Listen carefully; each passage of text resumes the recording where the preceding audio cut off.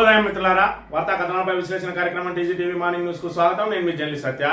ముందుగా రాష్ట్రంలో జరుగుతున్న రాజకీయ పరిణామాలను కనుక పరిశీలించినట్లయితే ఇప్పటికే యూరియా కొరతతోటి మరోవైపు చూసుకున్నట్టయితే ఏదైతే 6 గ్యారంటీలు 420 ఇచ్చిన హామీలను నిలబెట్టుకోలేక చతికిల పడ్డ ప్రభుత్వం ఇప్పటికే అతలాకుతలం అవుతా ఉంటే రేవంత్ రెడ్డి మాటలతోటి మళ్ళీ కాంగ్రెస్ ప్రభుత్వం పూర్తిగా డోలాయమానంలో పడుతున్న పరిస్థితిని మనం ఇక్కడ ప్రధానంగా గమనించవచ్చు.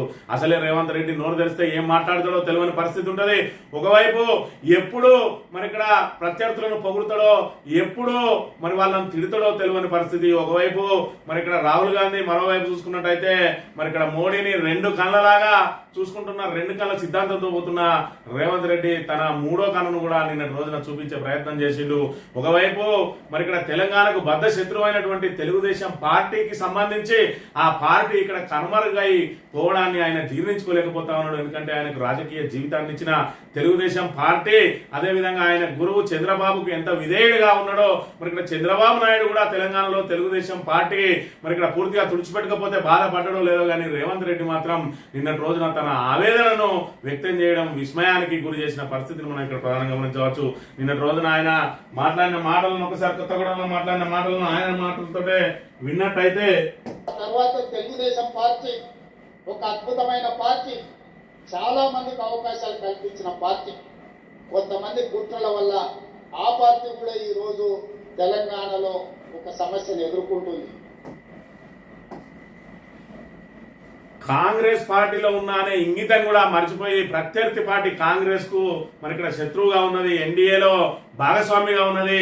ఈ రోజు రాహుల్ గాంధీని ప్రధానమంత్రిని చేయాలనే ఉద్దేశంతో ఉన్నా అని చెప్పే రేవంత్ రెడ్డి ఇలా రాహుల్ గాంధీ ప్రధానమంత్రి కాకుండా మోడీకి మరి ఇక్కడ తన 16 మంది ఏదైతే ఎంపీలతోటి మద్దతునిచ్చి ఈ రోజు మరి ఇక్కడ మోడీని ప్రధానిగా నిలిపినటువంటి ఆ తెలుగుదేశం పార్టీ మరి ఇక్కడ కనుమరుగవడాన్ని ఈయన జీర్ణించుకోలేక మాట్లాడుతున్న అంశాన్ని కనుక చూసుకున్నట్టయితే ఈయన రేవంత్ రెడ్డి అసలు స్టాండ్ ఏంది, ఈయన కాంగ్రెస్ కు మరి ఇక్కడ అద్దెకొచ్చిండా, ఈయన రాబోయే రోజులలో కాంగ్రెస్ లోనే ఉంటాడా అనేది ఇక్కడ మరి ఇక్కడ ఏదైతే వాళ్ళకు కాంగ్రెస్ వాళ్ళకే అనుమానాస్పదంగా ఉన్న పరిస్థితిని మనం ఇక్కడ గమనించవచ్చు. ఒకవైపు ఇప్పటికే మరి ఇక్కడ కాళేశ్వరం లాంటి బృహత్తరమైన ప్రాజెక్టు మీద బురద చల్లుతూ 20 నెలల నుంచి దాన్ని మరమ్మతు చేయకుండా ఈరోజు గోదావరిలో నీటిని ఒడిసిపట్టకుండా అలా బనకచెల్ల కట్టుకోవడానికి మరి దారులు సుగమం చేస్తూ గురుదక్షిణ ఇవ్వడానికి ప్రయత్నం చేస్తున్న రేవంత్ రెడ్డి ద్వారా ఈ రోజు కాంగ్రెస్ పూర్తిగా తెలంగాణలో తుడిచిపెట్టుకుపోయే ప్రమాదం ఉంటే ఆయన మాత్రం ఆయన దారులు ఆయన వెతుక్కుంటా ఉన్నాడు.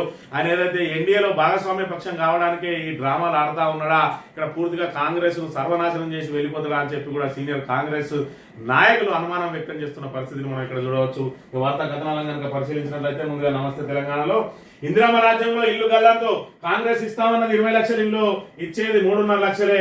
ఇప్పటి వరకు 30,000 దరఖాస్తులను తిరస్కరించిన కేంద్రం. లబ్ధిదారుల జాబితాలో పేదల పేర్లు గల్లంతో, అనర్హులు కాంగ్రెస్ కార్యకర్తల ఎంపికల అర్హతలు లేవంటూ తిరస్కరిస్తున్న కేంద్రం. ఇప్పటి వరకు పైసా ఇవ్వని మోడీ సర్కార్. పట్టణ ప్రాంతాల్లో ఇళ్లకు స్థలాల కొరత, ముందుకు సాగని ఇందిరమ్మ ఇళ్ల పథకం అని చెప్పి మరి ఇక్కడ చూసుకున్నట్టయితే ఇందిరమ్మ రాజ్యంలో ఇల్లు గల్లంతో ఏమైంది అంటే ఇక్కడ ఆల్రెడీ మరి ఇక్కడ మీకు ఇందిరమ్మ ఇల్లు వచ్చింది అని చెప్పి ఎవరికైతే శాంక్షన్ లెటర్ ప్రొసీడింగ్ కాపీ ఇచ్చిండ్రో వాళ్ళు ఉన్న ఇంటిని కూల్చేసుకొని ఇక్కడ బేస్మెంట్ కట్టుకొని పోయిన తర్వాత ఆ ఇందిరమ్మ ఇళ్ల పేరు, ఇందిరమ్మ ఇళ్ల లిస్ట్ లో ఏదైతే ఆన్లైన్ లో మరి ఆ ₹1,00,000 ఏదైతే బేస్మెంట్ అయిన తర్వాత బిల్లు ఇవ్వాల్సి ఉన్నది, అక్కడికి పోతే తీర టైంకు సాగు కబురు చల్లగా చెప్తా ఉన్నారట మీ పేరు లేదు ఇందులో అని. మరి మీరు ప్రొసీడింగ్ కాపిస్తేనే మేము ఉన్న ఇల్లు కూల్చుకున్నాం కదా అని అంటే అదంతా మాకు తెలియదు, కేంద్ర ప్రభుత్వ నిబంధనల ప్రకారం మీరు అర్హులు కాదు అని చెప్పి చెప్తున్న పరిస్థితి. ఇప్పటికే 30,000 దరఖాస్తులను తిరస్కరించిందట. ఏదైతే కేంద్రం ఇచ్చినా ఇవ్వకున్నా మేము ఇందిరమ్మ ఇల్లు ఇచ్చి తీరుతామని చెప్పి రాష్ట్రం ప్రొసీడింగ్ కాపీలు ఇచ్చి ఇలా కేంద్రం కొర్రీలు పెట్టిందని చెప్పి 30,000 దరఖాస్తులు తిరస్కరించింది. ఇప్పటికే మరి ఇక్కడ 3.5 లక్షల ఇల్లు, మొత్తం 20 లక్షల ఇల్లు ఇస్తామన్నారు. ఇప్పటికే 2 సంవత్సరాలు అయిపోతా ఉన్నది. అందులో 3.5 లక్షల మరి మొదటి విడతలో ఇస్తున్నామన్నారు. దాన్ని కూడా మరి ప్రతి గ్రామానికి ఇవ్వకుండా మండలానికి ఒక పైలట్ విలేజ్ గా ఒక గ్రామాన్ని తీసుకున్నారు. ఆ గ్రామంలో పట్టుమని 10 ఇళ్లు కూడా ఇప్పటికీ నిర్మాణానికి నోచుకోలేదు. 1, 2 మరి పూర్తయిన వాటిని నిన్న రోజున ముఖ్యమంత్రి ఘనంగా వెళ్లి మరి అక్కడ గృహప్రవేశాలు చేసిండు. మరి దానికి లెక్క చెప్పబోయా, ఇప్పటి వరకు ఎన్ని ఇళ్లు పూర్తి చేసినామంటే దానికి లెక్క లేదు. ఇప్పటికి ప్రతి గ్రామానికి ఇందిరమ్మ ఇళ్ల లబ్ధిదారుల లిస్టే రాని పరిస్థితి. ఏదైతే ప్రతి మండలానికి ఒక మరి ఇక్కడ పైలట్ విలేజ్ గా తీసుకొని ఆ పైలట్ విలేజ్ కి సంబంధించి ఎంతో కొంతమందికి ప్రొసీడింగ్ కాపీలు ఇచ్చిండు. వీళ్ళు పెట్టిన కొర్రీలతోటి వాళ్ళు ఇప్పుడు ఇల్లు కట్టకుండా మానేసుకుండా అసలు వీళ్ళు బిల్లు ఇస్తారా అనే అనుమానంతో కొంతమంది అసలు ఆ ఇళ్ళ జోలికే పోని దుస్థితి నెలకొన్నది. మరి ఇక్కడ చూసుకున్నట్టయితే 20 లక్షల ఇందిరమ్మ ఇల్లు ఇస్తానని కాంగ్రెస్ అధికారంలోకి రాగానే మాట మార్చింది. చివరికి 3.5 లక్షల ఇల్లు ఇచ్చేందుకు సిద్ధమైంది. అయితే ఆ జాబితాలో పేదలకు చోటు ఇవ్వకుండా కాంగ్రెస్ కార్యకర్తలకు అనర్హులకే పెద్దపీట వేయడంతో కేంద్రం ఆ దరఖాస్తులు తిరస్కరిస్తున్నది. ఇప్పటి వరకు రాష్ట్రంలో 30,000 అప్లికేషన్ రిజెక్ట్ అయినాయి. ఇక జాబితాలో పేర్లు గల్లంత వారికైతే లెక్కే లేదని చెప్పి ఇక్కడ బేస్మెంట్ కట్టినాక ఇల్లు రద్దు, ఇందిరమ్మ ఇల్లు మంజూరు పత్రం అందజేసిన డోర్నకల్ ఎమ్మెల్యే కాంగ్రెస్ సర్కార్ నమ్మి ఉన్న పెంకుటిల్లును గులగొట్టుకున్న స్వరూప తీరా ఇప్పుడు మొదటి విడత బిల్లు కోసం వెళ్తే ఆన్లైన్ లో పేరు గయాబు లబోదివ్వమంటున్న బాధితురాలు దంతాలపల్లి హైవే పై రాస్తారు. ఒక కుటుంబం పోయి రోడ్డు మీద కూర్చున్నారు. ఇలా మా పరిస్థితి ఏంది, ఉన్న ఇల్లును గులగొట్టుకున్నాం, ఇందిరమ్మ ఇల్లు 5 లక్షల రూపాయలు వస్తాయంటే ఎంతో కొంత మేము కలుపుకొని దాన్ని పూర్తి చేసుకుందామని ఉన్న పైసలన్నీ ఏదైతే ఆ బేస్మెంట్ కు పెట్టుకుంటే మరి ఇప్పటి వరకు ఆ మీకు ఆల్రెడీ ఇందిరమ్మ దానిలో మీరు ఏదైతే మీ పేరు కనబడట్లేదు ఆన్లైన్ లో అని చెప్పి అధికారులు చెప్పడం మరి విడ్డూరంగా ఉన్నది. మరి అలాంటి వాళ్ళకి ఎందుకు మంజూరు పత్రం ఇచ్చిండ్రు?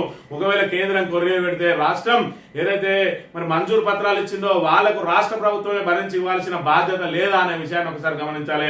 ఈ విధంగా ఉన్నాయి కాంగ్రెస్ పార్టీ విధానాలు. ఆల్రెడీ చేతి దాకా వచ్చింది కూడా నోటి దాకా వచ్చే పరిస్థితి లేదు. ఇప్పటికే మరి ఇక్కడ ఏదైతే తెలంగాణ ప్రజానీకాన్ని, రైతులను, విద్యార్థులను, ఉద్యోగులను, నిరుద్యోగులను, మహిళలను, ఆటో డ్రైవర్లను, సబ్బండ వర్గాలను కూడా మరి గాల్లో మెడలు కట్టించి వాళ్ళకి అరిచేతిలో వైకుంఠం చూపించి ఇలా మోసం చేసి అధికారంలోకి వచ్చిన కాంగ్రెస్ పార్టీ 6 గ్యారంటీలను అమలు చేయలేక ఏ విధంగా సతమతం అవుతా ఉన్నది. ఇప్పటికే 2,20,000 కోట్లకు పైగా అప్పు చేసింది. మరి ఇక్కడ చూసుకున్నట్టయితే మళ్ళీ సెప్టెంబర్ నెలలో ఇప్పటికే 6,000 కోట్లకు టెండర్ పెట్టింది. మరో 3,000 కోట్లకు కూడా మళ్ళీ ఇండెంట్ పెట్టబోతా ఉన్నది. ఈ రకంగా అప్పుల మీద అప్పులు చేస్తున్న రేవంత్ రెడ్డి మరి ఇక్కడ ఇందిరమ్మ ఇళ్లను పూర్తి చేయలేదు. మరి ఇక్కడ చూసుకున్నట్టయితే పెన్షన్ 2,000 4,000 చేయలేదు. కళ్యాణ లక్ష్మిలో తులం బంగారం లేదు. మహిళలకు 2,500 లేవు. ఆడబిడ్డలకు స్కూటీలు లేవు. మరి ఇక్కడ చూసుకున్నట్టయితే ఇంటర్నేషనల్ స్కూల్ లేదు. విద్యా భరోసా కార్డు లేదు. మరి ఇక్కడ రైతు కూలీలకు ఆత్మీయ భరోసా లేదు. మరి ఏమి ఇచ్చిందని చెప్పి ఈ 2,20,000 కోట్లకు పైగా అప్పులు చేసిండ్రు.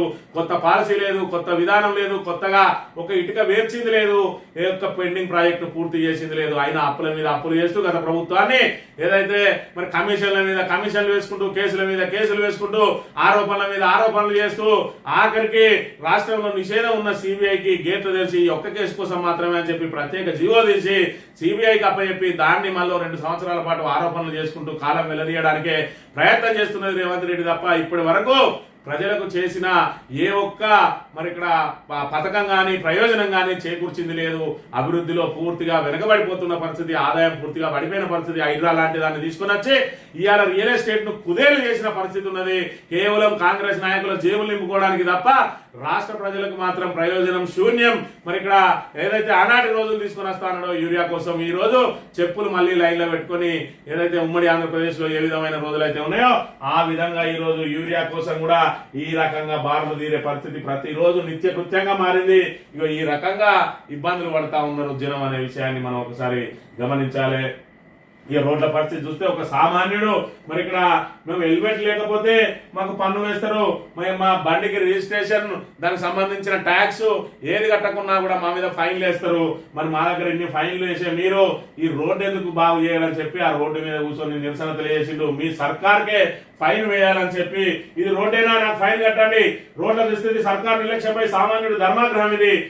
బుధవారం కరీంనగర్లోని రేకుర్తిలో సామాజిక కార్యకర్త కోట శ్యామ్ కుమార్ ఇలా ప్రధాన రహదారిపై బైఠాయించి నిరసన తెలిపారు. కాగితాలు లేవని, హెల్మెట్ ధరించలేదని వాహనదారులకు ఫైన్లు వేసే ప్రభుత్వం, పోలీసులు రోడ్లు బాగలేనందుకు తనకు ఎంత ఫైన్ కడతో చెప్పాలని చెప్పి ప్లకార్డు పట్టుకుని తన నిరసనను వ్యక్తం చేస్తా ఉన్నారు. అంటే సామాన్యులు సైతం ఈ రోజు ప్రభుత్వం మీద తిరుగుబాటు చేసే పరిస్థితి వచ్చింది. ఎందుకంటే ఏ ఒక్కరికి కూడా మరి ఆ ఫలాలు అందడం లేదు, ఆ అభివృద్ధి ఫలాలు అందడం లేదు, అభివృద్ధి దిశగా ప్రభుత్వం కృషి చేయడం లేదు.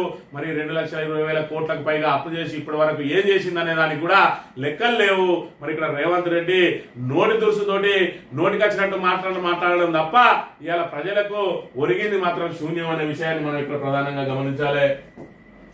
వ్యక్తిగత బీమాపై నో జీఎస్టీ, ఇక 5-18% స్లాబులే, 22 నుంచి కొత్త విధానం, తగ్గనున్న జీవిత ఆరోగ్య బీమా ప్రీమియం, సబ్బులు, సైకిళ్లు, టీవీలు, కార్లు, బైకుల ధరలు కూడా తగ్గుతాయట. దిగనున్న సిమెంట్, ప్యాకేజ్ వాటర్, ఫుడ్ రేట్లు జీఎస్టీ కౌన్సిల్ నిర్ణయాలు వెల్లడించిన కేంద్ర ఆర్థిక మంత్రి సీతారామన్ లగ్జరీ వాహనాలు పొగాకు ఉత్పత్తులపై ప్రత్యేకంగా 40% పన్ను అని చెప్పి కొంతవరకు సామాన్యుడికి ఊరటనిచ్చే విషయం. 5 స్లాబులుగా ఉన్నదాన్ని 2 స్లాబులు చేస్తా ఉన్నారు. 5%, 18%.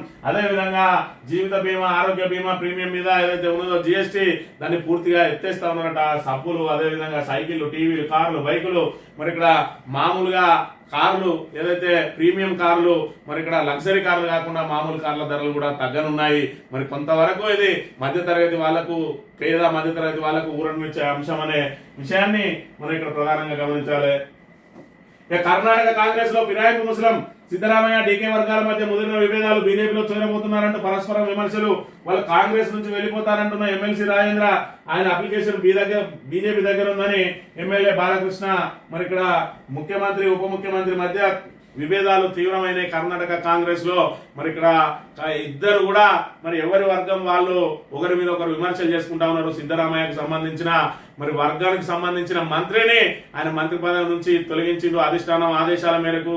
దాని వెనుక డీకే శివకుమార్ అని చెప్పి ఆయన రాజన్న మంత్రి తనయుడు ఎమ్మెల్సీ ఆయనే మరి ఇక్కడ వీళ్ళు బీజేపీలో చేరడానికి సిద్ధంగా ఉన్నారని చెప్పి డీకే శివకుమార్ 2 పడవల మీద అడిగేసిందని చెప్పి ఆయన మరి ఇక్కడ డీకే శివకుమార్ కు సంబంధించిన ఎమ్మెల్యే బాలకృష్ణ లేదు రాజన్న సిద్ధరామయ్య వర్గాలే బీజేపీలో చేరడానికి సిద్ధంగా ఉన్నాయి, వాళ్ళు ఆల్రెడీ అప్లికేషన్లు పెట్టుకున్నారని చెప్పి ఒకరి మీద ఒకరు మరి ఇక్కడ ఇదైతే తీవ్ర ఆరోపణలు చేసుకుంటా ఉన్నారు. ఏది ఏమైనా కూడా మరి వీళ్ళిద్దరే మరి ఇక్కడ 5 సంవత్సరాల పాటు నడుపుతారా, మధ్యలోనే ప్రభుత్వాన్ని కూల్చేస్తారా? ఇప్పటికే డీకే శివకుమార్ మండిపడతా ఉన్నాడు. తనకు అవకాశం ఇవ్వాలి, సగం ముఖ్యమంత్రి ఆయనకు సగం సమయం, నాకు సగం సమయం అన్నట్టుగా ఎదురు చూస్తా ఉన్నాడు. ఇంకో 2 నెలల్లోనో 3 నెలల్లోనో ఖచ్చితంగా తిరుగుబాటు వస్తుంది. ఖచ్చితంగా కాంగ్రెస్ ప్రభుత్వం మరి ఇక్కడ అప్పుడు ఏ దిశగా సాగుతుంది అనేది మరి ఇక్కడ అందరూ ఎదురు చూస్తున్న అంశాన్ని మనం ఇక్కడ గమనించాలి. ఇక తెలుగుదేశం అద్భుతమైన పార్టీ అట. కొంతమంది కారణంగా తెలంగాణలో ఆ పార్టీ సమస్యలు ఎదుర్కొంటున్నది. దానికి ప్రకృతి ప్రతీకారం తీర్చుకుంటది. గురుభక్తిని చాటుతూ రేవంత్ వ్యాఖ్య, టీడీపీ కనుమరుగవడంపై తీవ్ర ఆవేదన, సీఎం మాటలతో కాంగ్రెస్ లో కలకలం.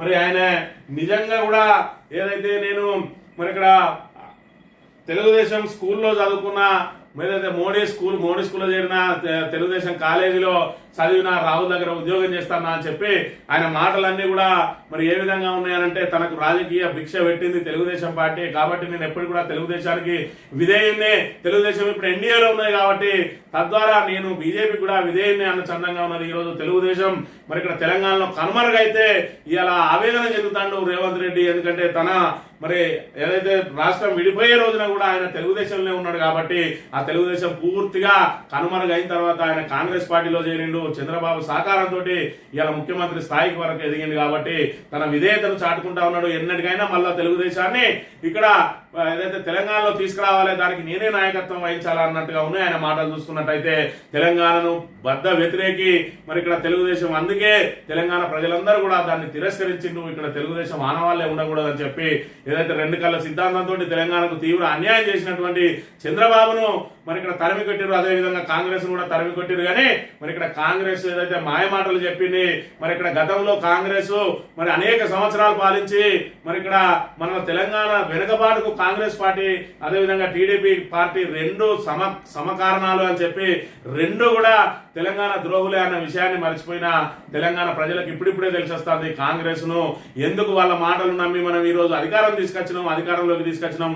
ఇవాళ చూసుకున్నట్టయితే ఎందుకు మనకి హింస, కాళ్ళ మీద కాలేసుకుని బతికే రైతులందరూ ఈ రోజు రోడ్ల మీద దిక్కుతోచని స్థితిలో కేవలం యూరియా బస్తాల కోసం ఈ విధంగా ఉంటే ఆఖరికి పంట ఎర్రబారిపోతా ఉంది యూరియా లేక. మరోవైతే పత్తులైతే 30 నుంచి 40% దిగుబడి తగ్గిపోయే ప్రమాదం ఉన్నది. మరి దీనికి అంతటి కూడా కారణం యూరియా కొరత. యూరియాను సకాలంలో అందజేయలేని అసమర్థ ప్రభుత్వం మరి ఇంకా కూడా ఇదంతా బీఆర్ఎస్ చేయిస్తా ఉన్నదని చెప్పి నమ్మబలికే ప్రయత్నాలు చేస్తా ఉంటే రైతులందరూ తిట్టిన తిట్టు తిట్టకుండా నోటికొచ్చిన తిట్టు తిడుతున్న పరిస్థితిని కూడా మనం ఇక్కడ ప్రధానంగా గమనించవచ్చు. సిబిఐ దర్యాప్తు సిగ్గుచేటు. కేంద్ర సంస్థల్ని రాహుల్ తప్పుపడితే రేవంత్ స్వాగతిస్తున్నాడు. కేసీఆర్ పాలనలోనే స్వర్ణయుగం, ప్రాజెక్టులతో సస్యశ్యామలం. 21 నెలల కాంగ్రెస్ పాలనలో అన్ని రంగాల్లో రాష్ట్రం ఆగమైంది. దమ్మున్న నాయకుడు అంటే దమ్మిడి లేకున్నా పథకాలు ఆగవు. చిత్తశుద్ధి లేని వాళ్ళకి చెప్పులెత్తుకుపోయే వారిలా చూస్తారు. రేవంత్ సర్కార్ పై బీఆర్ఎస్ వర్కింగ్ ప్రెసిడెంట్ కేటీఆర్ ధ్వజం, అనుచరులతో పార్టీలోకి మనుగురు కాంగ్రెస్ నేత ప్రభాకర్ రావు అని చెప్పి నిన్న రోజున కాంగ్రెస్ అధికార పార్టీ నుంచి సుమారు 300 మందితోటి 7-8 బస్సుల ద్వారా మరి ఇక్కడికి వచ్చి ఆల్రెడీ టీఆర్ఎస్ పార్టీలో చేరిండు. మనుగురుకు సంబంధించిన కాంగ్రెస్ నాయకులు అధికార పార్టీ నుంచి వస్తున్నారు అని అంటే మరి కాంగ్రెస్ పార్టీ మీద ఏ విధంగా క్షేత్రస్థాయిలో వ్యతిరేకత ఉన్నదో చూడవచ్చు. మరోవైపు చూసుకున్నట్టయితే సిబిఐ దర్యాప్తుకు సంబంధించి చూసుకుంటే అక్కడ రాహుల్ గాంధీ నిత్యం కాంగ్రెస్ కు జేబు ఏదైతే బీజేపీకి జేబు సంస్థ అని కాంగ్రెస్ మళ్ళా అధినేత విమర్శిస్తాడు. ఆఖరికి మరి ఇక్కడ ఏదైతే సిబిఐకి అప్పగించే ఒక్కరోజు ముందు కూడా కాంగ్రెస్ కు ఏదైతే కాంగ్రెస్ ముఖ్యమంత్రి అయినటువంటి రేవంత్ రెడ్డి మరి ఇక్కడ బీజేపీకి జేబు సంస్థలు ఇవి బీజేపీకి అనుబంధ సంస్థలుగా మారినాయి. సిబిఐ మరి ఈడీ ఐటీ వీటన్నింటినీ అడ్డం పెట్టుకుంటది. ఆ తర్వాత ఈసీ కూడా వస్తుంది. ఈసీ కూడా అనుబంధ సంస్థగా మారిందన్న రేవంత్ రెడ్డి తెల్లవారే సిబిఐకి అప్పచెప్పిండు. ఇవాళ చూసుకున్నట్టయితే తెలుగుదేశం గురించి మాట్లాడుతూ ఉన్నాడు. మరి ఇక్కడ సిబిఐని వ్యతిరేకించే రాహుల్ గాంధీ నాయకత్వంలో పనిచేస్తున్నటువంటి రేవంత్ రెడ్డి ఇవాళ సిబిఐకి దారులు వేయడం వెనుక మతలబేంది? సిబిఐని ఎందుకు నమ్ముతా ఉన్నాడు? వాళ్ళ నాయకుడు నమ్మందాన్ని రేవంత్ రెడ్డి ఎందుకు నమ్ముతా ఉన్నాడు అంటే సిబిఐ మరి ఇక్కడ ఏదైతే ఈ కుట్రలో కాళేశ్వరం కుట్రలో ఇటు మోడీ అదే విధంగా మోడీ ఏమో కావేరీ జలాలను మరి ఇక్కడ గోదావరిని కావేరికి అనుసంధానం చేసి కావేరీ జలాలను గోదావరి జలాలను తమిళనాడు తీసుకుపోయి తమిళనాడులో పాగా వేయాలని చెప్పి ప్రయత్నం చేస్తా ఉన్నాడు. మరోవైపు చూసుకుంటే చంద్రబాబు నాయుడు గోదావరి ప్రాణహిత నీటిని బనకచెర్లకు తరలించి తన రాష్ట్రానికి 3వ పంటకు నీళ్ళిచ్చి మళ్ళొకసారి అధికారంలోకి రావాలని చూస్తా ఉంటే రేవంత్ రెడ్డి వాళ్ళిద్దరికి వంతవాడుతూ ఇలా వాళ్ళు చెప్పిన డైరెక్షన్ లోనే ముందుకు పోతూ పీసీ ఘోష్ కమిషన్ అనేసి ఇలా కాళేశ్వరాన్ని అలాగే పెట్టి ఎన్డీఎస్ఏ నివేదిక అని చెప్పి 20 నెలల నుంచి తాత్సారం చేస్తూ కనీసం మరమ్మతు చేయకుండా గోదావరి జలాలన్నింటినీ కూడా వృధాగా వదిలేస్తూ ఇలా మరి ఏదైతే మళ్ళీ సిబిఐకి అప్పగించడం వెనుక వాళ్ళిద్దరు ఉన్నారు. వాళ్ళు చూసుకుంటారు. సిబిఐకి అప్పచెప్తే వాళ్ళే బీఆర్ఎస్ ను అతలాకుతలం చేస్తారు. వాళ్ళకి కావాల్సిన కాళేశ్వరం నీళ్లు తీసుకుపోతారు. నాకు కావాల్సింది కాళేశ్వరాన్ని మరమ్మతు చేయకుండా అలాగే ఉంచి మళ్ళొకసారి కాళేశ్వరం పేరు మీద ప్రజలను మభ్యపెట్టి అధికారంలోకి రావాలని చూస్తా ఉన్నాడు. కాళేశ్వరం కనుక నిలబడి ఉన్నట్టయితే 100 సంవత్సరాల పాటు కేసీఆర్ పేరు కానీ బీఆర్ఎస్ పేరు కానీ ప్రజల్లో నిలిచి ఉంటది. కాబట్టి ఆ కాళేశ్వరాన్ని మరి పూర్తిగా దాన్ని ఏదైతే అక్కడికి రాకుండా చేయాలి, దాన్ని నిరర్ధకంగా వదిలేయాలి అని చెప్పే ప్రయత్నం చేస్తా ఉన్నాడు రేవంత్ రెడ్డి అనే విషయాన్ని మనం ఇక్కడ గమనించాలి. ఇక స్థానిక ఎన్నికలు 30లోగా కష్టమే. గవర్నర్ రాష్ట్రపతి వద్ద పెండింగ్ లోనే బీసీ కోటా బిల్లులు ఇదే హైకోర్టు విన్నవించి గడువు కోరున్న రేవంత్ సర్కార్ 1-2 రోజుల్లో కోర్టు అనుమతితో స్థానికంపై నిర్ణయం. రాష్ట్ర వ్యాప్తంగా యూరియా కొరతతో రైతుల్లో తీవ్ర వ్యతిరేకత. ఇప్పుడు ఎన్నికలకు వెళ్తే ఓడిపోతామనే కాంగ్రెస్ నేతల్లో భయం. ఇప్పుడు కాదు ఎప్పుడు పోయినా కూడా ఖచ్చితంగా కాంగ్రెస్ కు ప్రతికూల మరి ఫలితాలే వస్తాయి. 42% కోటా అమలు చేస్తామని చెప్పి కామారెడ్డి డిక్లరేషన్ లో మరి ఇక్కడ బీసీ డిక్లరేషన్ లో చెప్పిన బీసీలకు మరి ఇక్కడ స్థానిక సంస్థల్లో 42% విద్యా ఉద్యోగాల్లో సైతం కల్పిస్తామని చెప్పి చెప్పిండ్రు. ఇవాళ చూసుకున్నట్టయితే ఏదైతే బిల్లుల పేరుతోటి డ్రామాలు ఆడుతా ఉన్నారో ఏదైతే సుప్రీంకోర్టు ఆల్రెడీ మరి 50% దాటద్దని సీలింగ్ పెట్టిందో దాన్ని రాష్ట్ర ప్రభుత్వాలు అసెంబ్లీలో తీర్మానం ద్వారా చేయలేవు. ఖచ్చితంగా 9th షెడ్యూల్లో చేర్చి పార్లమెంట్ లో సవరణ చేయాలి. మరి ఇప్పటి వరకు పార్లమెంట్ లో 42% మరి ఇక్కడ బీసీలకు రిజర్వేషన్ కల్పించాలని రాహుల్ గాంధీ ఒక్కరోజు కూడా మాట్లాడలేదు. తెలంగాణ ఎంపీలు మినహా మరి ఇక్కడ కాంగ్రెస్ ఎంపీలు ఎందుకు మాట్లాడలేదు అంటే కాంగ్రెస్ విధానం ఒక్కో రాష్ట్రానికి ఒక్కో విధంగా ఉంటది. జాతీయ స్థాయిలో 42% తెలంగాణ కోసం అడిగితే మిగతా రాష్ట్రాలకు కూడా అడగాల్సి వస్తుంది. కాబట్టి అక్కడ మరి ఇక్కడ బీసీలకు వీళ్ళు ప్రేమతోటి కాదు ఏదైతే బీసీ ఓట్లను కొల్లగొట్టడానికి బీసీలను మభ్యపెట్టడానికి ప్రయత్నం చేస్తా ఉన్నారు. మరి ఇక్కడ ఏదైతే వీళ్ళు పెట్టిన బిల్లు సాధ్యం కాదు కాబట్టి ఆ బిల్లు పాస్ కాదు కాబట్టి మళ్ళా జీవో అన్నదేసి ఆ జీవో ఇట్లా కోర్టులో కొట్టుడు పోతుంది కాబట్టి కొట్టుడు పోతే కొట్టుడు అని మనం మాత్రం పెట్టినామని చెప్పి మరి ఇక్కడ బుకాయించడానికి ఒక అవకాశాన్ని తీసుకుందామని చెప్పి మరి పూర్తి స్థాయిలో బీసీలను పూర్తి స్థాయిలో మోసం చేసింది 42%. మరి ఇక్కడ దానికి చట్టబద్ధత కల్పించకుండా ఇవాళ ఓటు చోరీ అని చెప్పి దేశవ్యాప్తంగా తిరుగుతా ఉన్నాడు. మరి బీసీలకు 42% కోసం పార్లమెంట్ లో కనీసం ఒక్క మాట కూడా మాట్లాడలేదు రాహుల్ గాంధీ అని అంటే మరి దీన్ని బట్టి అర్థం చేసుకోవాలి కాంగ్రెస్ కు 42% ఇవ్వడానికి చిత్తశుద్ధి ఉన్నదా అని. మరి ఇక్కడ జంతర్ మంతర్ దగ్గర పోయి ధర్నా చేసిండు. పార్లమెంట్ ను ఎందుకు స్తంభింపజేయలేదు? ప్రతి బీసీ కూడా కాంగ్రెస్ నాయకులను నిలదీయాల్సిన సమయం. కేవలం బీసీల ఓట్లు కొలగొట్టడానికే ఏదైతే 6 గ్యారంటీల పేరుతోటి జనాలను గుడి కొట్టించిందో ఈ డిక్లరేషన్ల పేరుతో కూడా SC declaration, ST declaration, BC declaration, youth declaration, రైతు డిక్లరేషన్ అని చెప్పి ఈ డిక్లరేషన్ల పేరుతో కూడా అందరినీ మోసం చేసిండ్రు. కావాలనే వాళ్ళకు తెలిసే అమలు కావాలని తెలిసే మోసం చేసిండ్రు. కాబట్టి ఖచ్చితంగా మరి ఇక్కడ తెలంగాణ ప్రజానీకం అంతా కూడా ఓటుతోటి కాంగ్రెస్ కు బుద్ధి చెప్పాల్సిన అవసరం ఉన్నది. ఈ యూరియా కష్టాలైతే మరి ఇక్కడ నిత్యం ఒక్క యూరియా బస్తా కోసం ఈ విధంగా పొద్దంతా వేచి ఉండాల్సిన దుస్థితి నెలకొన్నది. ఒకవైపు మరి ఇక్కడ వినాయక ఏదైతే గణపతి నవరాత్రి ఉత్సవాలలో మరి సంబరాలు జరుపుకోవాల్సిన రైతులు ఇవాళ యూరియా కోసం రోడ్ల మీద పడిగాపులు గాయాల్సిన దుస్థితి వచ్చింది. ఒకవైపు పంటలు ఇక్కడ ఎర్రబారిపోతా ఉన్నాయి, పత్తులు అయితే పూర్తిగా ఎదుగుదల లేకుండా మారిపోతున్న దుస్థితి నెలకొన్నది తెలంగాణలో అనే విషయాన్ని మనం ఇక్కడ గమనించాలి. ఇక బ్రెడ్, బన్ను, చపాతి, పరోటా అన్ని కూడా చౌకేనట. మరి ఇక్కడ చూసుకుంటే 18% ఉండే ఏదైతే air oil, shampoo, toothpaste, toilet soap, tooth బ్రష్లు, షేవింగ్ క్రీములు అన్ని 18 నుంచి 5%, వెన్న, నెయ్యి, చీజ్, డైరీ ఇవన్నీ 12% నుంచి 5% తగ్గించబడ్డాయి.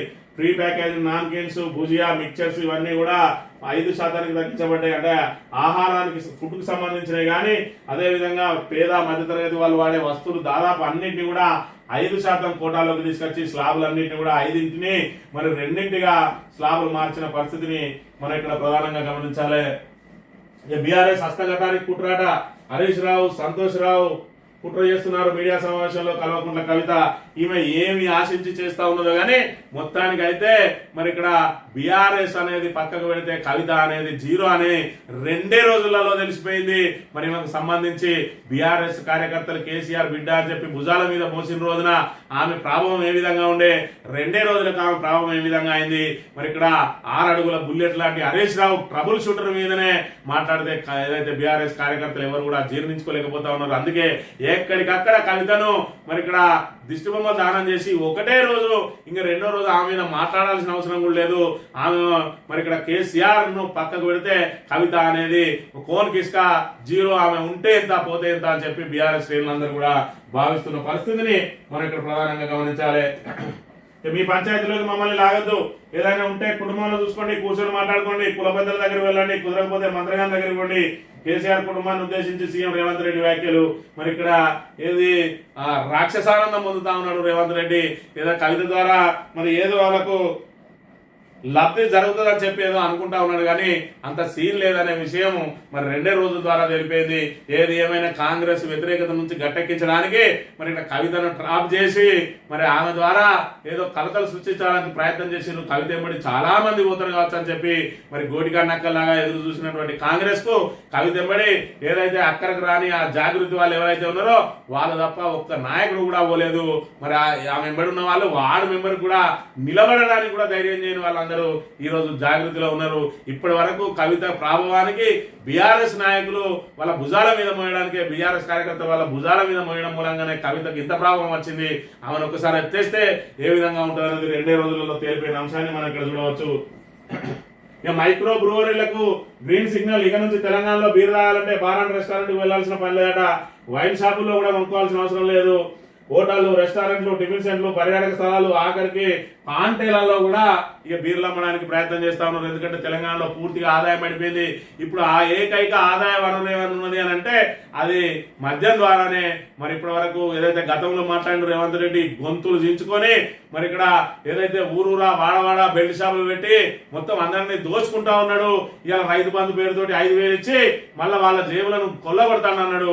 ఇవాళ ఆఖరికి పాన్ షాపులలో కూడా పెట్టే దుస్థితి వచ్చింది. శ్రీధర్ బాబు అన్నాడు ఎప్పుడైతే చౌక ధరల దుకాణాలను కూడా అమ్మించడానికి ప్రయత్నం చేసి అన్నారు. ఇప్పుడేం చేస్తారు శ్రీధర్ బాబు మీ ప్రభుత్వం?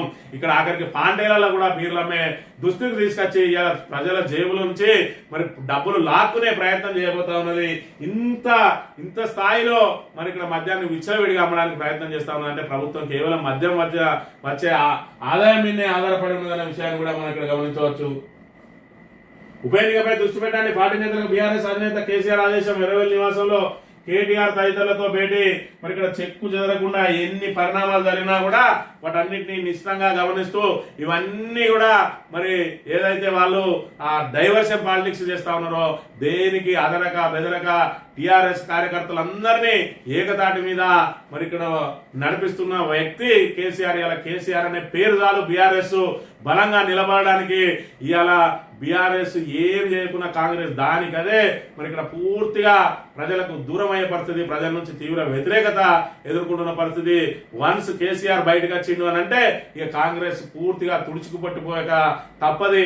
అది కూడా మరి ఏదైతే ఎలక్షన్ల ముందే వచ్చి ఖచ్చితంగా కాంగ్రెస్ ను నామరూపాలు లేకుండా చేసి మళ్ళీ తెలంగాణ ఏదైతే వెనుకబాటుకు గురవుతున్న తెలంగాణ కాంగ్రెస్ ఈ పాలనలో వెనుకబాటు గురవుతున్న తెలంగాణను తిరిగి గాడిలో పెట్టడానికి మరి పగ్గాలు చేపట్టడానికి బయటికి రావాల్సిన సమయం ఇంకా ఆసన్నం కాలేదు. ఆ సమయం వచ్చినప్పుడే మరి కేసీఆర్ బయటకు వస్తాడు. అప్పుడు తెలుస్తుంది కాంగ్రెస్ వాళ్ళకు పరిస్థితి ఏందనేది. ఆంధ్రజ్యోతి విషయానికి వస్తే ముందే పండుగట 22వ తేదీ నుంచి తగ్గుతున్న నిత్యావసర ధరలు, మన ఏదైతే దసరా పండుగ ఏదైతే రాబోతా ఉన్నదో దానికి ముందుగానే మరి ఇక్కడ పండుగ జరుపుకోవడానికి అన్ని కూడా ధరలు తగ్గుతా ఉన్నాయని చెప్తున్న పరిస్థితి.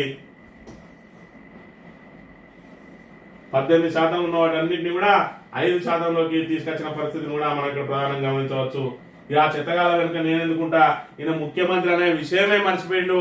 మరి ఇక్కడ ఏదో అడ్డుమారి గుడ్డి దెబ్బలో ఏదో అవకాశం వస్తే దాన్ని నిలబెట్టుకోవడానికి మరి అదే విధంగా ఒక ముఖ్యమంత్రి హోదాను మరి ఇక్కడ దాని గౌరవాన్ని నిలబెట్టే ప్రయత్నం ఏ మాత్రం కూడా చేయకుండా ఇంకా కూడా అవే మాటలతోటి ఇవి చేస్తా ఉన్నాడు. రేపటి రోజున ఆయన మళ్ళీ ఏ అవకాశం మళ్ళీ ముఖ్యమంత్రిగా రేపు కాంగ్రెస్ గెలిచినా ఆయన ముఖ్యమంత్రిగా ఉంచే అవకాశం లేదు. కాబట్టి ఆయన ఆడింది ఆట పాడిందే పాటగా మొత్తానికైతే కాంగ్రెస్ ను సర్వనాశనం చేయడానికే కంకణం కట్టుకున్నాడు. ఆయన మాట్లాడే ప్రతి మాట కాంగ్రెస్ ఇమేజ్ ను దెబ్బతీస్తున్న పరిస్థితి. మరి ఇక్కడ సీనియర్ కాంగ్రెస్ నాయకులు ఆవేదన వ్యక్తం చేస్తున్న పరిస్థితిని కూడా నాన్న జాగ్రత్తట, నీలాంటి శూర్పణకలను దూరం కొట్టిందే ఆయన జాగ్రత్త కోసం. ఖచ్చితంగా నీలాంటి శూర్పణకలు వెంబడే ఉండి ఇవాళ రావణుడు నాశనం కావడానికి కారణం ఎవరా అంటే మరి ఇక్కడ శూర్పణకనే. ఆ విధంగా మరి ఇక్కడ రావణాసురుడు అంటే మరి అక్కడ లంకలో రావణుడు కూడా దేవుడే. కానీ అలా చూసుకున్నట్లయితే శూర్పణక ద్వారా మరి ఆమె పూర్తిగా వాళ్ళ మీద ఏదైతే పగ తెచ్చుకున్నదో నువ్వు కూడా కుటుంబంలో ఒక శూర్పణకలాగా తయారైనావు. కాబట్టి ఖచ్చితంగా ముందే గ్రహించిన కేసీఆర్ నిన్ను పక్కకు పెట్టడం చాలా మంచిదైంది. ఇలా బీఆర్ఎస్ శ్రేణులందరూ కూడా హర్షం వ్యక్తం చేస్తున్న పరిస్థితిని కూడా మనం ఇక్కడ చూడవచ్చు.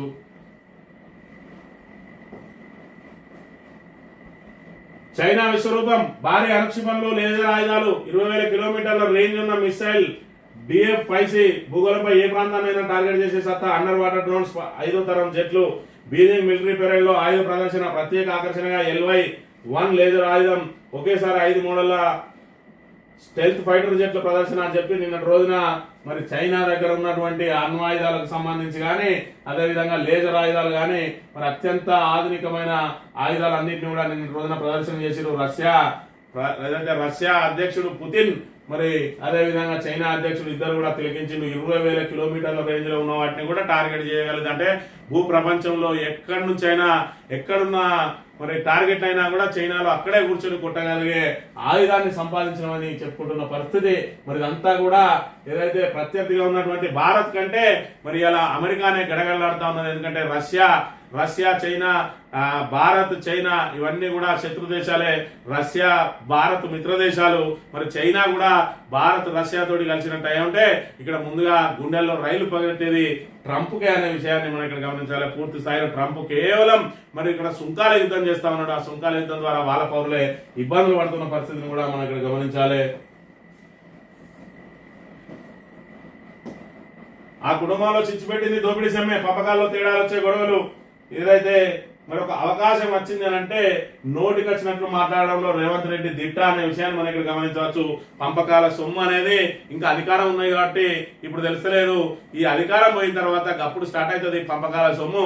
తిరుపతి రెడ్డి ఎంత తెచ్చిండు, మరి ఇక్కడ వాళ్ళ తమ్ముడు ఎంత తెచ్చిండు, రేవంత్ రెడ్డి ఎంత తెచ్చిండు, వీటిని ఎవరెవరి పేరు మీద ఏమున్నాయి, అప్పుడు ఏ విధంగా పంపకాలు చేసుకోవాలి, ఇంకా బినామీలు ఎవరన్నది మరి అధికారం పోయిన తర్వాత అప్పుడు స్టార్ట్ అవుతుంది. మరి ఇక్కడ ఏదైతే అవినీతి సొమ్మును పంచుకోవడంలో పంపకాలలో గొడవలు అనేది ఏ విధంగా ఉంటాయనే విషయాన్ని మనం ఇక్కడ గమనించాలి. విద్యార్థులతో కలిసి ఉపాధ్యాయులు మధ్యాహ్న భోజనం ఎందుకు తినరు, అలా తింటేనే నాణ్యత పెరుగుతుంది. హైకోర్టు వ్యాఖ్య, పిల్లలకు అందిస్తున్న మెను వివరాలు సమర్పించాలని ఆదేశం. మరి ఇక్కడ చూసుకున్నట్లయితే వరుసగా జరుగుతూ ఉన్నాయి విషార ఘటనలు. మరి ఇక్కడ ఏదైతే గురుకుల పాఠశాలల్లో పూర్తి స్థాయిలో అస్వస్థతకు గురైతా ఉన్నారు విషాహారం తిని. మరి దానికి సంబంధించి ఏదైతే ఉపాధ్యాయులు వాళ్ళతో కలిసి తిన్నట్టయితే అందులో నాణ్యత పెరిగే అవకాశం ఉంటుంది. మరి మీరు కూడా దాని మీద కొంతవరకు మరి ఏదైతే పర్యవేక్షణ ఉంటుంది కాబట్టి ఖచ్చితంగా మీరు అందరూ కూడా అన్ని దినాల్లో దానికి సంబంధించి మెను కూడా అప్పగించాలంటా ఉన్నారు. ఒకవైపు ప్రభుత్వం ఇచ్చే ధరలు చూసుకున్నట్టయితే మరి వాళ్ళకి గిట్టుబాటు కావడం లేదు ఏదైతే భోజన నిర్వాహకులకు. దాంతో వాళ్ళు మరి ఇక్కడ ఏదైతే కూరగాయలకు సంబంధించి కానీ కుళ్ళిపోయినాయి గిల్లిపోయినాయి అవన్నీ తీసుకొచ్చి వండి వార్చడం వల్లనే ఈ విధంగా విషారం తయారైతా ఉన్నది. కాబట్టి వాళ్ళకి ఇచ్చే మెనూకు సంబంధించిన రేట్లను కూడా సక్రమంగా ఇవ్వాలి, వాళ్ళు కూడా నాణ్యమైన ఫుడ్ అందజేయాలి. మరి ఇక్కడ హైకోర్టు సూచనల ప్రకారం ఖచ్చితంగా ఉపాధ్యాయులు కూడా అందులోనే తినాలి, ఇంటి దగ్గర నుంచి టిఫిన్ తెచ్చుకోవడం మానేసి వాళ్ళు కూడా అందులోనే తింటే దాని మీద కొంతవరకు పర్యవేక్షణ ఉంటుంది. ఖచ్చితంగా నాణ్యమైన ఆహారం విద్యార్థులకు అందించాల్సిన అవసరం ఉంటుంది. కేసీఆర్ ప్రభుత్వ హయాంలో 10 సంవత్సరాల్లో గురుకులాల్లో సీట్ల కోసం ఎగబడే వాళ్ళు ఇవాళ చూసుకున్నట్టయితే గురుకులాలలో మరి 50% మరి ఏదైతే దానికి ఉన్న ఆ పోటీతత్వం తగ్గిపోయింది. దానికి ప్రధాన కారణం మరి ఇక్కడ మానవునికి విద్య కంటే, పిల్లలకు విద్య కంటే ముందుగా వాళ్ళ జీవితం ముఖ్యం. మరి పోతడో అత్తడో తెలియని దుస్థితి ఉన్నది. ఒకవైపు అక్కడ పాము గాట్లు, మరోవైపు కరెంటు షాకులు. మరి ఇక్కడ చూసుకున్నట్టయితే అస్వస్థతకు గురై విషారంజని, అస్వస్థతకు గురై ఫుడ్ పాయిజన్ కేసులు రోజు రోజుకు పెరుగుతున్న దుస్థితిలో విద్యార్థుల తల్లిదండ్రులు మరి ఇక్కడ జంకుతా ఉన్నారు. మరోవైపు విద్యా కమిషన్ అనేసి దానికి మరి ఇక్కడ ఏదైతే రాజీనామా చేసిన IAS అధికారిని పెడితే ఆయన చేసింది కూడా శూన్యం. ఆ రోజు నాకు విద్యా కమిషన్ ఇస్తే విద్యలో పెద్ద ఎత్తున మార్పులు తీసుకొస్తా అన్నాడు. ఇవాళ చూసుకున్నట్టయితే ఆయన విద్యా కమిషన్ ఏదైతే చైర్మన్ అయిందో ఇప్పటి వరకు దాన్ని ఒక సంస్కరణ చేపట్టలేదు. ఫుడ్ పాయిజన్ కేసులు ఇన్ని జరుగుతా ఉన్నా కూడా దాన్ని అరికట్టడానికి ఒక సూచన కూడా చేయని దుస్థితి ఉన్నది. ఈ విధంగా కాంగ్రెస్ లో ఎవరికి వాళ్ళు పదవుల కోసం కోదండరాము, అదే విధంగా మరి ఇక్కడ వీళ్ళు IAS అధికారులు ఎవరి పదవుల కోసం వాళ్ళు ప్రయత్నం చేస్తా ఉన్నారు తప్ప ప్రజలకు ఏ విధంగా చేయాలి, మరి ఇక్కడ కేసీఆర్ ప్రభుత్వం అందించినటువంటి సంక్షేమ పథకాలను కొనసాగించడానికి ప్రభుత్వం మీద మరి ఏ విధంగా ఒత్తిడి తీసుకురావాలని చెప్పి ఆలోచన చేసిన వాళ్ళు లేరు. మరోవైపు ప్రజలు చూసుకున్నట్టయితే ఎట్టి పరిస్థితులలో ఈ 3 ఏళ్ల దాకా ఏ పథకం సక్రమంగా అమలు కాదు, ఈ 3 ఏళ్ళు ఎప్పుడు గడుస్తాయా అని చెప్పి ఎదురు చూస్తున్న పరిస్థితి తెలంగాణ రాష్ట్రంలో నెలకొన్నది. ఈ సందర్భంగా మరి ఇక్కడ జూబ్లీ హిల్స్ ఏదైతే ఉప ఎన్నిక కానీ లేదంటే స్థానిక సంస్థల ఎన్నికలు కానీ ఎన్నికలు రావాలి, కాంగ్రెస్ కు బుద్ధి చెప్పాలని చెప్పి ప్రజలందరూ ఎదురు చూస్తున్న పరిస్థితి ఉన్నది. వన్స్ ఎలక్షన్ వచ్చిన తర్వాత కాంగ్రెస్ మరి వాళ్ళ పర్ఫార్మెన్స్ ఏందో ఇక్కడ ప్రజలు చూపించడానికి సిద్ధంగా ఉన్నారని తెలియజేస్తూ ఇది ఈ రోజు మార్నింగ్ న్యూస్ తెలియజేద్దాం. Thank you very much.